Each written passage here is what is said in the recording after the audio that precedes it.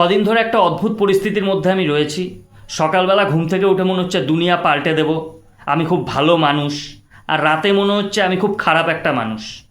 Doctor আমায় অনেক check up করে বলেছে আমার মধ্যে নাকি এই মুহূর্তে খুব কমন একটা রোগ হয়েছে। রোগটার নাম হচ্ছে ছোটো ফুল সিনড্রোম। আর এই রোগ নাকি সারা পৃথিবীতে কোনো ডাক্তার সারাতে পারবে না। এই রোগ একমাত্র সারাতে পারবে বড় ফুলের লোকেরা। কিন্তু এখানেও একটা সমস্যা রয়েছে, বড় ফুলের লোকেদের কোনো অ্যাপয়েন্টমেন্টই আমি পাচ্ছি না। ওদের ওয়েটিং লিস্টও অনেক বড়। কি অদ্ভুত নিয়ম ভাই! দিনের বেলা সমাজসেবা করলেই ভালো, আর রাত্রিবেলা নিজের কতটা সেবা বাকি রয়েছে এটা হিসেব করলেই খারাপ।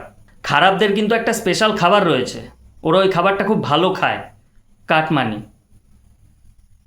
ভালোরা কিন্তু যথেষ্ট স্বাস্থ্য সচেতন, ওরা কিন্তু যথেষ্ট ডায়েট কন্ট্রোল করে, ওরা কাটমানি ছুঁয়েও দেখে না।